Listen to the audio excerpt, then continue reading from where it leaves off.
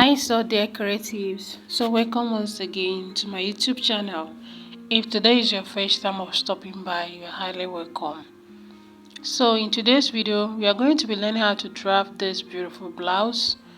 If that is what you really want to watch, then keep on watching this video. Don't forget to like, subscribe, leave a comment, okay? So thank you guys, and let's get on with it. So the first thing to do, you should draw your shoulder line, also known as the starting line. Okay, so from this place I'm going to come in by at least 4 inches to 5 inches. Okay, so this is just going to be the side to my center front.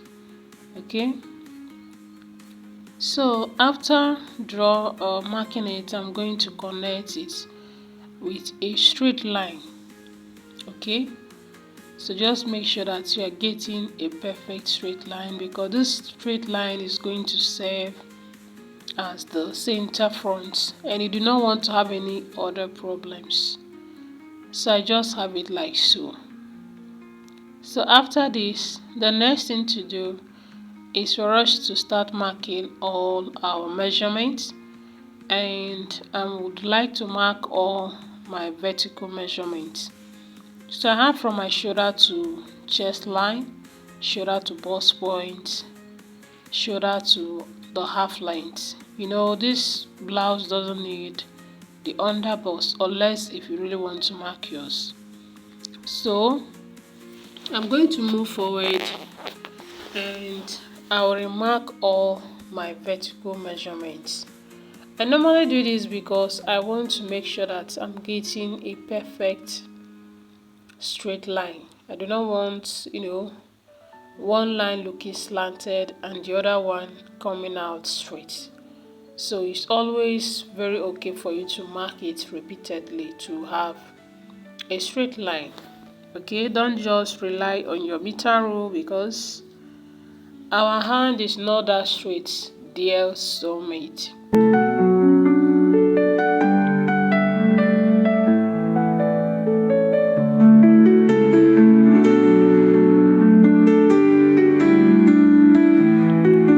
So dear soulmates, I will go ahead to label all the lines. The reason why we label the lines is so that, especially if you're a beginner, so that you can be able to remember all the lines accurately. Okay, so that's just the only reason. There is no other reason, but just for you to be able to know the name of the line. So on that line, which is the shoulder, I'm going to divide my shoulder measurements by 2. And I'm going to do the same on the chest line. So this is pattern drafting technique, and that is how we always do it. Okay, so you're going to connect a straight line like so. So I'll go ahead and mark the width of my neck for this very blouse. 3 inches is okay. So for my shoulder slant, I love to slant my shoulder down by 1.5, because you guys know that our shoulder is not straight. So I've made use of shoulder slants of 1 inch and 1.5, and I can tell you for the fact that 1.5 is perfect. On the chest line, you have to divide your bust circumference measurement by 4. I'm going to do the same on the bust line. Technically, I want to divide all my round measurements by 4. On the half length, I'm going to divide my round circumference waist by 4, and I'm going to add 1 inch to that for that intake. So on the full length, I'm going to divide. If it is stopping at your upper hip, that means you'd have to divide your upper hip circumference measurement by 4. But let's assume that this blouse, you want it to get your hip. All you need to do is to divide your hip circumference measurements by 4. Okay, so that is just it. And with that, I'll go ahead and connect all the lines. So as I was drafting, I decided that I was going to input the under bust because of the neckline, so that I'll be able to get it accurately. Okay, so at this point I'm going to connect the point after dividing the under bust by 4. I've not added any sewing allowance at this moment. This is because we are using pattern drafting technique, and we do not add sewing allowance to our pattern. We do that on the fabric. So I'm going to find the middle of my armhole and adjust from the shoulder slant. You find the middle. Okay, so I'm going to go in by 0.75.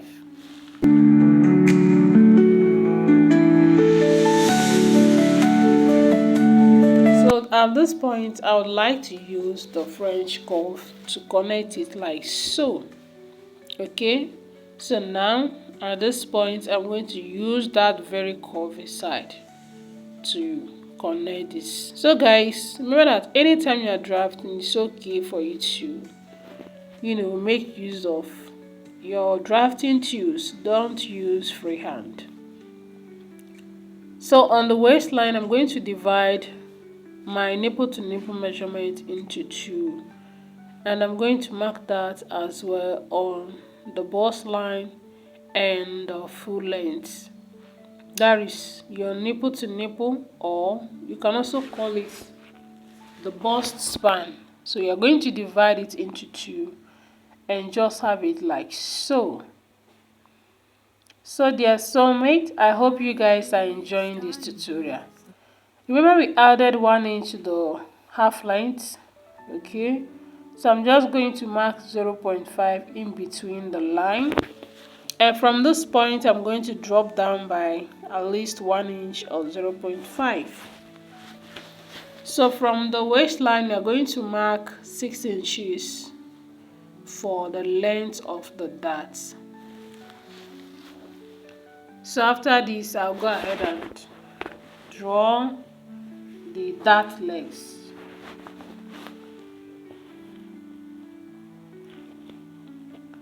So dear soulmates, I hope you guys found this video helpful. Let me know your thoughts in the comment section. Okay, so guys, you know that this blouse is having a princess dart. So you are going to find the circumference of your all armhole, that is your armhole, like so. So whatever thing you got, you've got to divide it into 2. Okay, so this is just how to create this princess dart. So look at the way I position the French curve, and I'll just connect it like so. So now after this I'm going to open this dart by 0.5. Okay, you can do 0.5 to 0.75, but you do not want it to be so so deep at that point. So I'll just connect like so. So the next thing for me to cross check what I have there, and I find that is up to 0.5, which is exactly what I took out. So I'm just going to connect it to the armhole.